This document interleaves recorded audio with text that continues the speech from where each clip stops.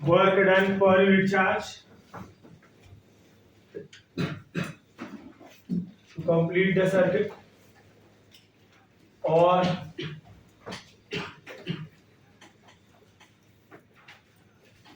the amount of energy provided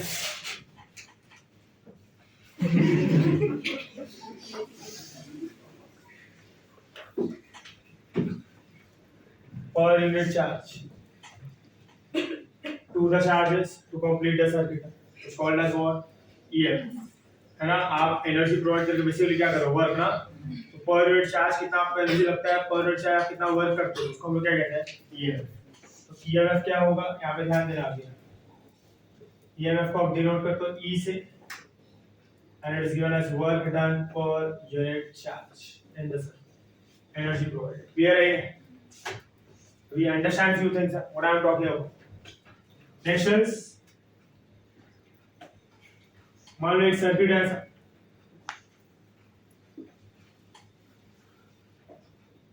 इसमें से एक एक्सटर्नल रेजिस्टेंस है, यहाँ पे आपका सेल है, इसमें कुछ ना कुछ ईएमएफ होगा, और ये सेल का कुछ ना कुछ इंटरनल रेजिस्टेंस। अब आप एक सेल का रिप्रेजेंटेशन देख लो। When I talk about representation of a cell, तो सेल में दो चीज होगी, एक उसका ईएमएफ कि उसके अंदर कितना एनर्जी हो, कितना एनर्जी प्रोवाइड कर सकता है सर्किट को, दूसरा उसका इंटरनल रेजिस्टेंस, उसका क्या, इंटरनल रेजिस्टेंस। ध्यान देना है, वर्क डन पर यूनिट चार्ज को आप क्या कहते हैं, it is also called as potential difference ना। पोटेंशियल डिफरेंस का फॉर्मूला यही होता है, इसलिए इसका जो यूनिट होता है, यूनिट, वो भी क्या होता है, वोल्ट। इसका नो समझ आ रहा है, समझो क्या होगा representation of a cell is. आप सबसे पहले तो सेल को ऐसे शो करते हो, उसमें हायर पोटेंशियल होगा, एक लोअर पोटेंशियल होगा ऐसे, और यहाँ पे उसका इंटरनल रेजिस्टेंस होगा ऐसे, सही है। तो this together is representation of cell. आप इसको ऐसा लिखते हो, इसका जो ईएमएफ होगा दैट इज ई, एंड इसका जो इंटरनल रेजिस्टेंस है वो क्या है, आर, ई एन आर, आया ना। तो आप कभी भी इसको ऐसे लिखते हो, E comma R, very show the total information about a cell. Clear है यहाँ पे। तो मैं यहाँ पे एक सर्किट ले रहा हूँ, थोड़ा सा प्रॉपर्ली ड्रॉ कर लेता हूँ इसको, यहाँ पे ऐसा कि ये एक्सटर्नल रेजिस्टेंस है। एक्सटर्नल रेजिस्टेंस मतलब क्या, क्या कोई कंपोनेंट लगाया ना मैंने, कंपोनेंट मतलब कोई डिवाइस जिसका कुछ ना कुछ एक रेजिस्टेंस है अपना आर। मान लो यहाँ पे कोई भी बल्ब है, या तो लाइट है, या तो फैन है, कुछ भी लगा दिया मैंने डिवाइस जिसका एक एक्सटर्नल रेजिस्टेंस है आर, और यहाँ पे मेरा सोर्स एक सेल कनेक्टेड है with its internal resistance small R. चलो क्लियर है ये। अब कैसे वर्क करता है अंडरस्टैंड कर, बोलो। ये सेल की वजह से चार्जेस को एनर्जी मिलेगा, और वो चार्जेस जो है ये सर्किट के अंदर फ्लो करेगी with the electrical energy, that is there is flow of charge with the electrical energy which is called as what, electric current ना। क्या कहा जाएगा उसको, इलेक्ट्रिक करंट। तो ये करंट भाग रहा है इधर से। अब देखो अंडरस्टैंड करो, ये charges, amount of charges flowing पर यूनिट टाइम इज करंट, वो तो सर्किट में फिक्स्ड है कितना चार्जेस फ्लो हो रहा है। अब सेल में से एनर्जी लेके चार्जेस निकला, भागा भागा भागा, सबसे पहले यहाँ पे एक डिवाइस आया कोई, यस और नो, यस। क्या होगा, ये जो डिवाइस है इसमें से थोड़ा बहुत एनर्जी ले लेगा ना, will take a certain amount of energy ना, hello, it will take a certain amount of energy। वो जो एनर्जी ये कंज्यूम कर लेता है ना, एक्सटर्नल लोड, एक्सटर्नल रेजिस्टेंस, उसको आप कहते हो potential across the internal resistance, potential across the external resistance. सुनो ध्यान से, V और E के बीच में डिफरेंस बता रहा हूं मैं. I'm letting you know what is the difference between V and E. E जो होता है ना, E ये टोटल एनर्जी होता है कि सेल सर्किट को कितना टोटल एनर्जी दे सकता है. और V जो होता है, V वो आपको ये इंफॉर्मेशन देता है कि आपने जो एक्सटर्नल लोड लगाया है, एक्सटर्नल रेजिस्टेंस लगाया है, वो कितना एनर्जी लेता है, वो कितना एनर्जी लेता है.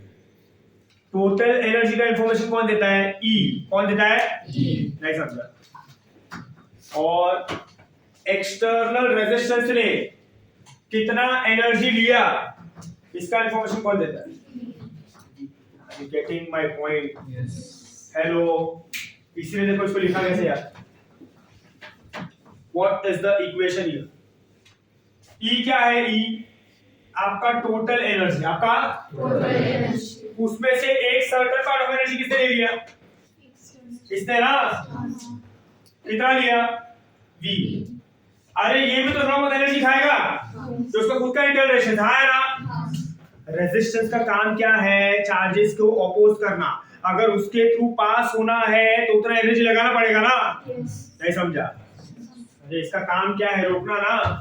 इसका काम भी क्या है? रोकना. पर आपको तो उसके थ्रू पास होना है. अगर आपको उसके थ्रू पास होना है तो ताकत लगाना पड़ेगा ना, एनर्जी लगाना पड़ेगा टू पुश थ्रू, है ना. मतलब वो क्या करेगा? एनर्जी डिसिपेट करेगा ना. रेजिस्टेंस क्या करता है? हमेशा एनर्जी खाता है. हमेशा क्या करता है? एनर्जी खाता है. वो एनर्जी कंज्यूम करेगा तो उसके थ्रू जाने में मेहनत लगती है, क्योंकि वो ऑपोजिशन है ना. नहीं समझा? तो ये भी एनर्जी खाएगा, ये भी एनर्जी खाएगा, वो भी एनर्जी खाएगा. इसके अक्रॉस भी तो पोटेंशियल ही होगा ना, जो एनर्जी होगा. Potential across what? Internal resistance है VR, है ना. पर ये VR हम कभी नहीं लिखते. V का फॉर्मूला क्या होता है? IR ना. VR हमेशा क्या लिखा जाएगा? I into smaller. I into smaller. नहीं समझा? तो बोलो, इससे कितना एनर्जी खाया? V. इससे कितना खाया? आपको ये V भी निकालना तो आप निकाल सकते हो. I into कैपिटल R ना. I into what? और ये क्या होगा? I into smaller. तो पूरा जो E है, E वो किस पे बटा? एक सर्टेन अमाउंट ऑफ एनर्जी किसको गया? External resistance. एक सर्टेन अमाउंट ऑफ एनर्जी किसको गया? Internal resistance. और कोई एनर्जी बढ़ गया ना ऐसे. बट ये तो बड़ा ऑब्वियस है ना कि जो सर्किट है वो law of conservation energy follow करेगा ना. एनर्जी कैसा होना चाहिए? कंजर्व ना. एनर्जी कैसा होना चाहिए? एनर्जी कभी वेस्ट नहीं हो सकता है ना. तो E जो है, E इसने जो एनर्जी दिया है, इसने जो एनर्जी वो इसने लिया. बोलो सब कुछ ऐड होकर सेम आना चाहिए ना. तो E क्या होगा? V plus I smaller. I क्या? स्मॉलर. आया ना. क्लियर है ये? Yes or no? Are you getting my point? Yes or? तो बोलो इसमें से V का फॉर्मूला क्या बनेगा? V का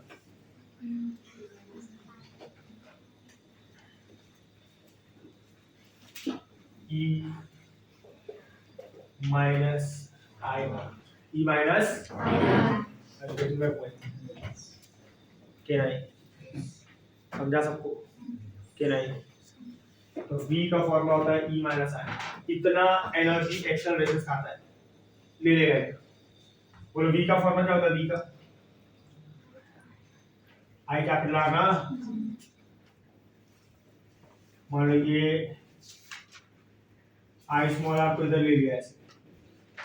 बोलो इसमें से I क्या आएगा? R plus R is equal to E ना.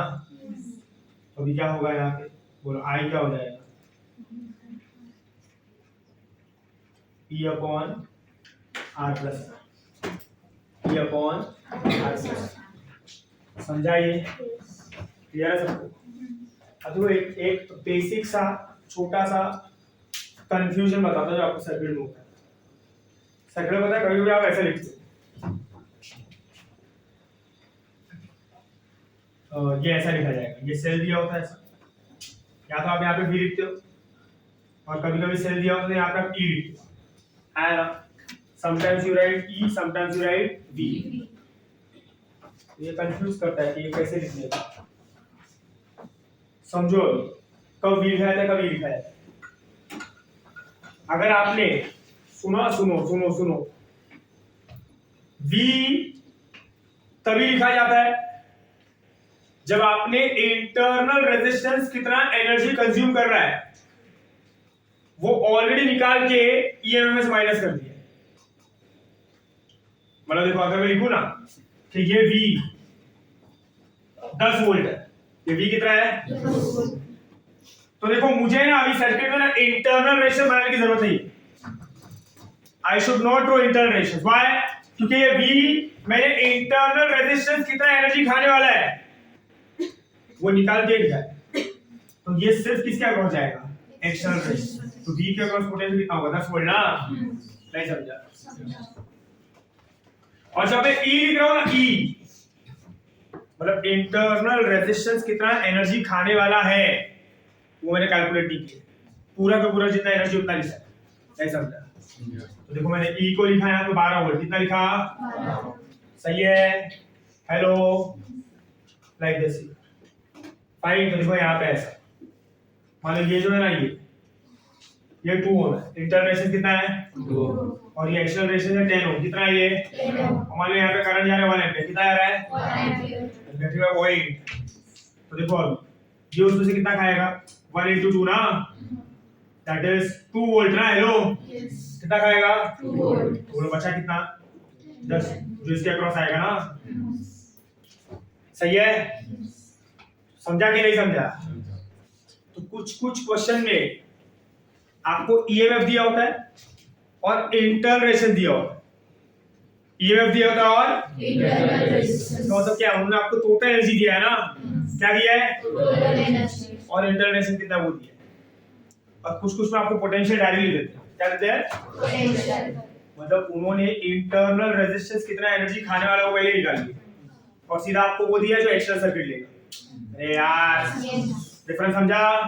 आपका सर्किट चलाने के लिए कितना एनर्जी है वो दिया होता है कभी, और कभी-कभी ये दिया होता है कि आपके पास टोटल एनर्जी कितना है, उसमें से इंटरनल रेजिस्टेंस इतना है, इतना वो खाएगा और जो बचेगा उसको मिलेगा सर्किट। नहीं समझा? तो ये दोनों सेम है क्या अलग अलग है? सुनो ये सेम है क्या अलग अलग है? अरे बाबा इसके अक्रॉस कितना आया 10 ना, इसके अक्रॉस कितना आया, यहाँ पे आपने डायरेक्ट लिखा V ना, कितना आया इधर 2 वोल्ट ना, तो मैंने कट करके लिखा ना ये कितना लिखा 10, पर E लिखा V लिखा, और यहाँ पे कितना था 12 ना, और यहाँ पे कितना जाने वाला है 2। तो ये दोनों सर्किट इवेंचुअली सेम है क्या अलग अलग है? सेम। नहीं समझा? It is same, this one and the same. समझा? ये एक में आपने इंटरनल रेजिस्टेंस कैलकुलेट किया है और लिख दिया डायरेक्ट, पूरा पोटेंशियल इतना है, पूरा के पूरा सर्किट को मिलेगा। इंटरनल रेजिस्टेंस कितना लेवल है सब निकाल दिया, उसको हिसाब किताब करके। एक में कुछ हिसाब किताब नहीं किए, सब कुछ यही पे कर। ये सर्किट और ये सर्किट में कुछ डिफरेंस नहीं है। It is one and the same. Are you getting my point? Yes और नो? तो इधर देखो, इधर आपको करंट कैलकुलेट करना है तो फॉर्मूला यूज करते हो V बाय R। क्या फॉर्मूला यूज करते हो V बाय R। और इधर आपको करंट कैलकुलेट करना तो आप ये वाला फॉर्मूला यूज करते हो। नहीं समझा? कौन सा फॉर्मूला कब यूज करना समझा है ना?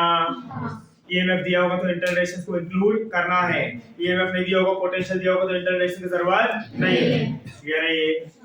समझा? Are you able to understand the game of EMF? तो ईएमएफ क्या है? Total energy. पोटेंशियल क्या होता है? The energy which is across the external components, external resistance है ना। और टोटल एनर्जी जो आप देते हो उसमें से थोड़ा पार्ट कौन लेता है? इंटरनल रेजिस्टेंस ना। इसलिए पूरा ये क्या होता है? V plus are. V क्या होता है? E minus R. तो इसीलिए करंट क्या होता है? E upon R plus R. बोलो ये फॉर्मूला कब यूज करने का? जब आपको ईएमएफ दिया है कि पोटेंशियल दिया है? और पोटेंशियल दिया होगा तो क्या यूज करोगे? V is equal to R। Clear है ये? यस और no? Are you able to understand this? क्या नहीं? नोट डाउन करना है बेटा।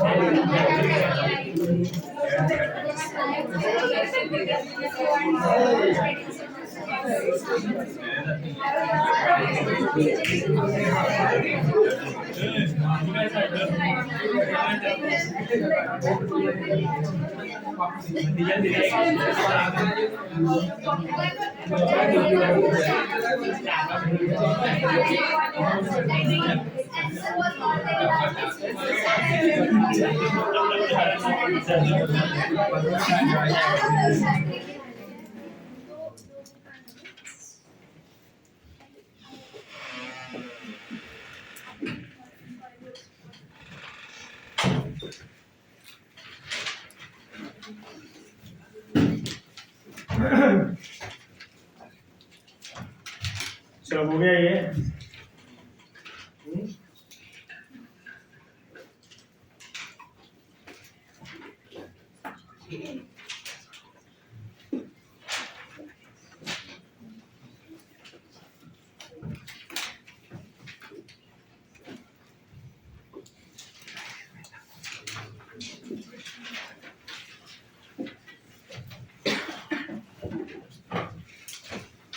चलो हो गया, लिख के हो गया। हाँ हाँ टाइम है। हाँ वैसा करते हैं। टाइम आने लिखा है।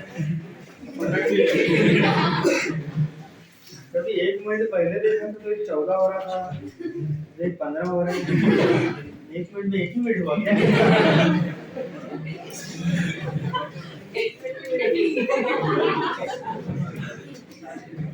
चलो ध्यान देना, पे अटेंशन हियर। आगे अब देखो, we talk about the 4 cases of the circuit and we talk about KVL and KCL. आज मैं आपको सारे रूल्स बता दूंगा कि आपको केवीएल KCL कैसे यूज करना हो। कल कौन सा दिन है? फ्राइडे है। थर्सडे कल राइट, मान दिन भी नहीं मालूम चले जा रही जिंदगी, हर दिन एक जैसा ही लगा। Tomorrow is Friday, सही है? When you come tomorrow, we will do questions based on KVL, KCL. उसका combination of cells, है ना? मोस्टली वो खत्म हो जाएगा, फिर वो खत्म होने के बाद हीटिंग इफेक्ट रह जाता है, and then we are left with measuring instruments. बस कुछ आपका खत्म। हाँ, सही है। चलो अभी आगे आगे बढ़ूँ, मैं आज का खत्म कर दूँ पहले, पूरा प्लान भी बनने लग जाए। ये खत्म हो जाएगा फिर क्या करने का?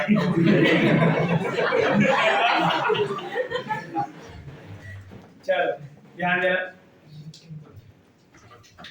ट्राई करते हैं दिसंबर एंड तक सिलेबस खत्म करते हैं।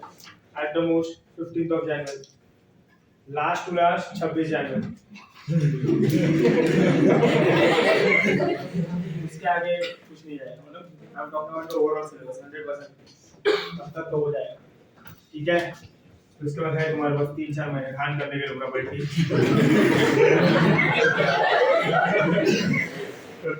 बैठ के रोज नाच करो घर वालों के सामने, सुबह शाम गाली खाओ,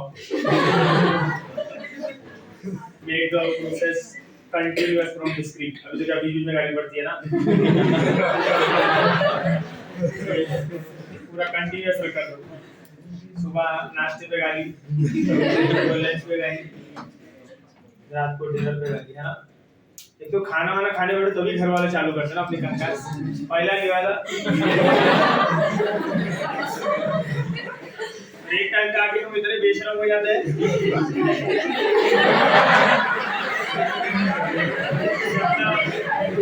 खाने का स्पीड बढ़ते जाता है। साथ ही में एक दो बार हम ट्राई करते हैं कि खाना ही नहीं खाना है, खाना अवॉइड, आज से खाना ही नहीं खाऊंगा, फिर अंदर अगर भूख लगती है, पैसा भी नहीं है, घर भी लोग का ही है, खाना भी नहीं दे रहे अभी तो जाके कैसे कैसे थोड़ा बहुत खाना खा के निकलते वहां से। फिर दूसरे दिन से डिसाइड कर लेते खाना अवॉइड नहीं होना चाहिए, फिर उल्टा प्रोसेस, खाना फास्ट खाओ, है ना? फास्ट खाना खाओगे तो गालियां कम लगेगी इन टर्म्स ऑफ टाइम, जाओ फटाफट। और वो टाइम पे पूरे दिन का प्लानिंग बताता है खाने में।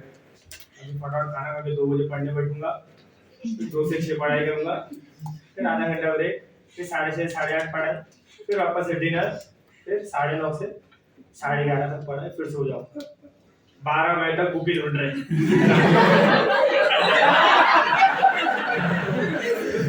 कौन सा चैप्टर था? चलो दिन खत्म, कल की तैयारी। मैं अभी 5:30 का अलार्म लगा देता हूँ,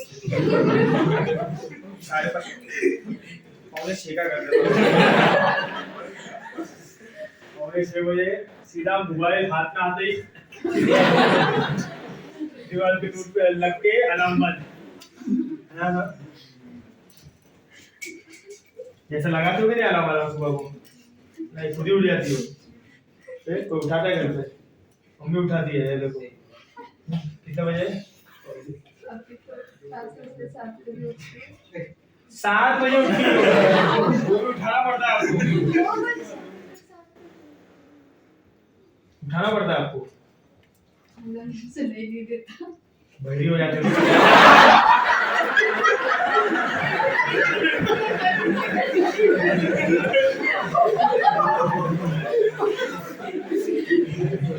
शाम को सूरज ढलने के बाद तो भाई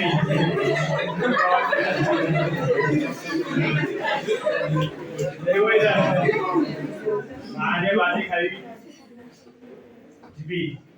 इधर सांगली में तो मच्छर ही उठा देते हैं, उनका अटैक फिक्स है, रात को 2:30 बजे का है, सुबह 6:30 बजे का है, और ऐसा काटते हैं चीख निकल जाती है।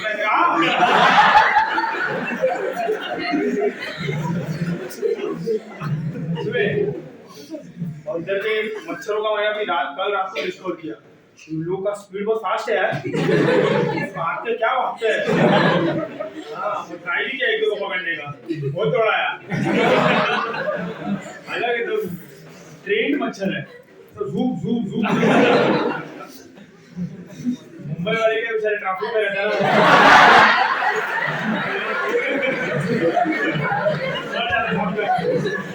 खत्म हुआ होगा पास मच्छर है वो भयानक काटते हैं यार। अच्छा, उनका टाइम फिक्स है, रात को 1:30-2 बजे इंसान सोया है एकदम अच्छे से, तभी जाके 2 लोग पैर में काटते हैं, 2 लोग हाथ में, तो इधर काटते हैं सर पे काटते हैं हाँ, फिर इधर पैर की उंगली पे, समझ में नहीं आ रहा उसको बुझाए कैसे।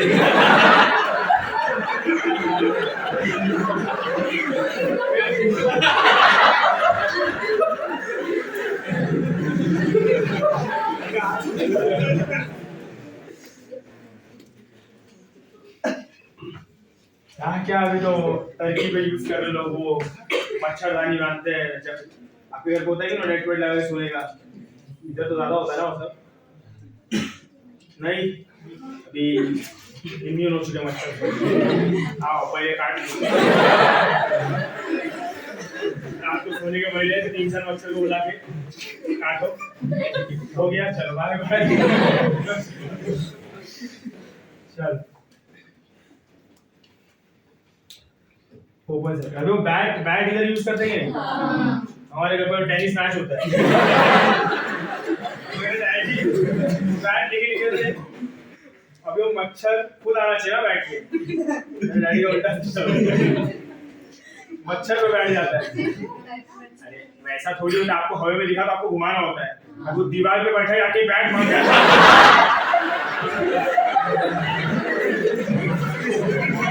ऐसा अरे वो करंट लगता है बता उंगली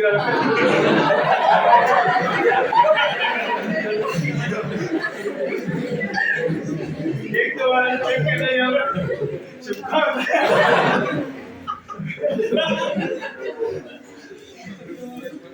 खतरनाक होता है बच्चा नहीं मर रहा सिर्फ टकराने वाले धान जगाड़ खराब बच्चे लोग बोलते हैं कि अच्छा खिलाड़ी इसको मत काटो।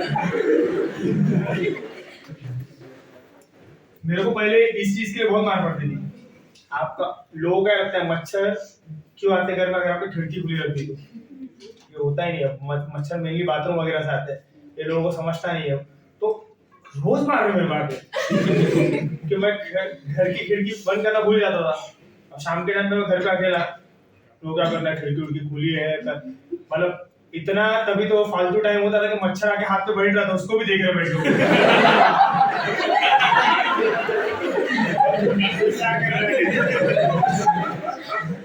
तो इंजीनियर के टाइम पे इतना फ्री रहते थे ना कि वो देख इतने फ्री थे पता नहीं, एक दोस्त सिलेंडर लिखवाने जा रहा है उसके साथ 8-8 लोग जा रहे हैं, वो सिलेंडर वाला भी डर गया, बोले भाई इसको ही करवाने, तुम लोग बाहर खड़े हो 8-8 लोग जा रहे हो, चावल लेने 8 लोग जा रहे हैं, क्या चाहिए तेरे घर पे गेहूं चाहिए मैं ला उसमें भी नेगेटिव नहीं है, चल के जाना है टाइम ज्यादा वेस्ट होगा ना पूछ नहीं क्या करने के बाद हाँ लेक्चर वेक्चर होते थे कॉलेज में, जाना थोड़ी है हाँ, आधार कार्ड बनाने 8-8 लोग जा रहे हैं, पासपोर्ट ऑफिस 8 लोग पहुंच गए, अभी पासपोर्ट ऑफिस में एक कोई अंदर लेता है, 7 लोग बाहर खड़े गेट तो गए अंदर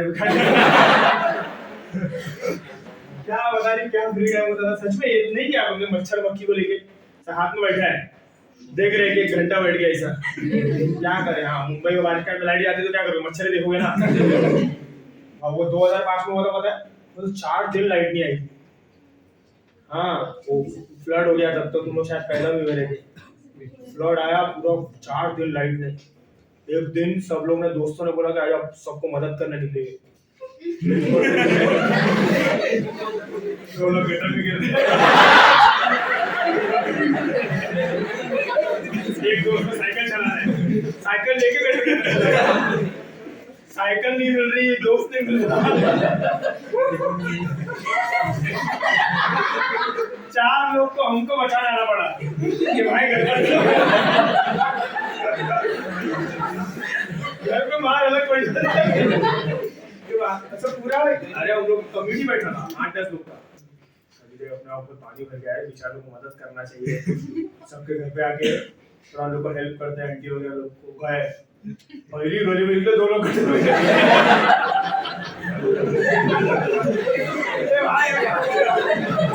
पानी भरवाने कुछ नहीं रहा है, लकड़ी वकड़ी डाल के चेक कर रहे हैं, लकड़ी तो जमीन पे गिर रही है, हम खुद खड्डे में